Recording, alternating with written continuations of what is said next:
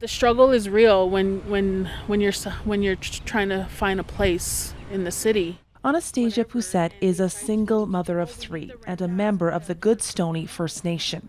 She grew up on the Stoney Dakota Reserve west of Calgary in a very crowded house. I remember living on the reserve, and there was like a family of 5, my uncle, his wife, and his 4 kids.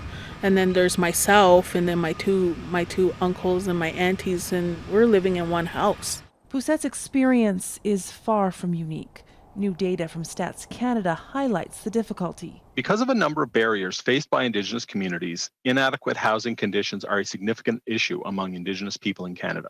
According to the 2021 census data, 1 in 6 Indigenous people in Canada live in homes in need of major repairs, a rate 3 times higher than the non-Indigenous population, while 17% live in housing considered overcrowded. We're trying to transform a broken system, a system that really in many ways was set up to fail by the feds like 50, 60 years ago. And now we're suffering the consequences of that. Michael Sadler is all too familiar with the housing problems plaguing his people, but he believes things can be changed if enough control is given back to Indigenous communities. The system that was created for our reserves was really based on income assistance payments.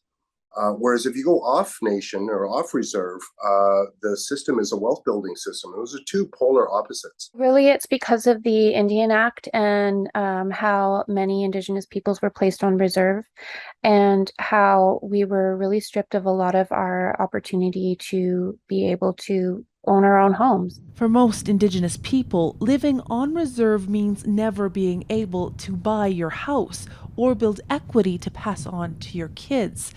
But moving off reserve comes with challenges too. In a tight housing market, Indigenous renters often encounter racism.